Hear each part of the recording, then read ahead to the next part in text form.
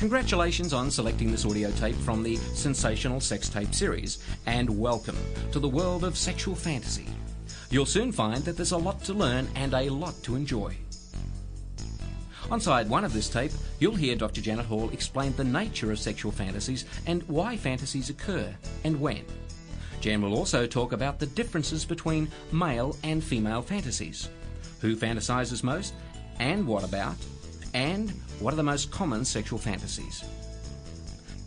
Jan answers common questions such as, are fantasies ever abnormal or dangerous? And how can I change my partner's fantasies in quality and quantity?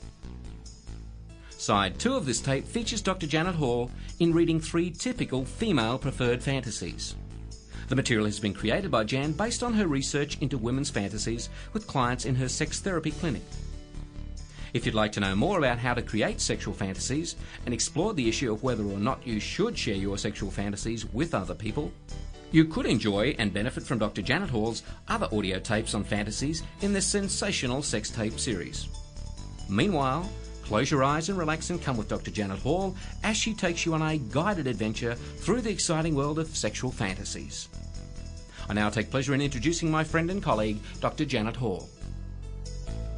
Welcome to the world of sexual fantasies. And congratulations on having the courage to listen to this. In my work as a sex therapist on the television program Sex Life, I was asked to come up with some ideas to help people enhance their sex life, and fantasies was one of the very first areas that I would like to recommend. People have so many questions. For instance, what are sexual fantasies?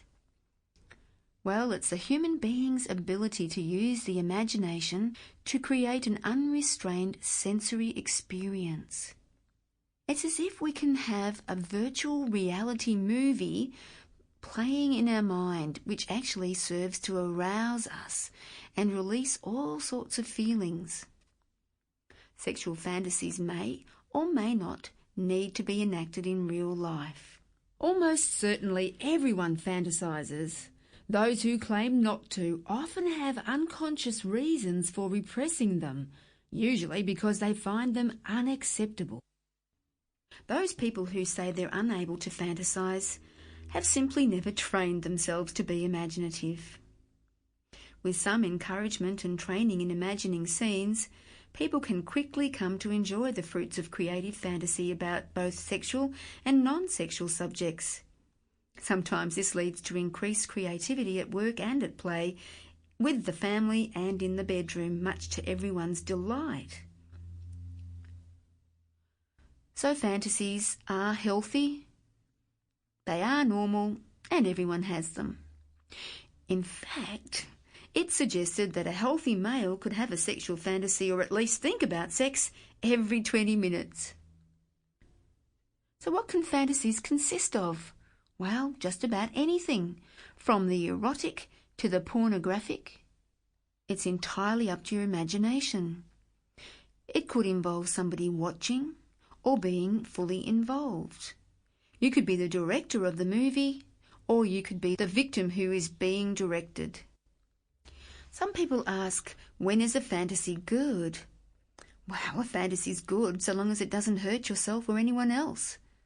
It's always good if it's inside your brain. I mean, you're a bus driver and your brain is your very own bus, so you can choose exactly where you want to drive it. And as long as it doesn't cause anybody else any emotional upset, you have permission to make a good fantasy. People ask, well, can fantasies be bad? And I would like to caution that they can become fixations.